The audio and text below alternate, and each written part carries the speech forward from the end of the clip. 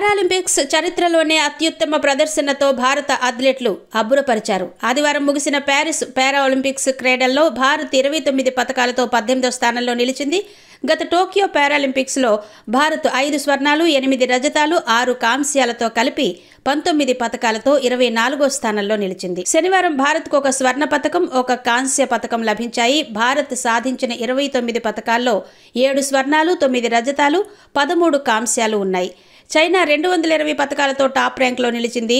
China క్రీడాకారులు 94 స్వర్ణాలు, 76 రజతాలు, 50 కాంస్య పతకాలు గెలుచుకున్నారు. భారత్కు రజతం ఖరారైన చోట అనూహ్య పరిస్థితుల్లో స్వర్ణ పతకం లభించింది. పురుషుల జావెలిన్ త్రో F41 కేటగిరీలో భారత అథ్లెట్ నవదీప్ సింగ్ ఈటెను 47.32 మీటర్ల దూరం విసిరి 2వ స్థానంతో రజత పతకాన్ని దక్కించుకున్నాడు. ఇరాన్ అథ్లెట్ సాదెక్ బీట్ సాయే జావెలిన్ ను 47.64 మీటర్లు విసిరి స్వర్ణ పతకాన్ని గెలుచుకున్నాడు. అయితే స్వర్ణం ఖరారయ్యాక సాదెక్ నిబంధనలకు విరుద్ధంగా మతపరమైన పతాకాన్ని ప్రదర్శించాడు. అంతకుముందు త్రో విసిరాక తలను చేతితో ఖండిస్తున్నట్టుగా సాదెక్ సంకేతమిచ్చాడు. అతనికి హెచ్చరికగా ఎల్లో కార్డును ప్రదర్శించారు. మతపరమైన పతాకాన్ని ప్రదర్శించడంతో సాదెక్ కు రెండో ఎల్లో కార్డు చూపెట్టారు.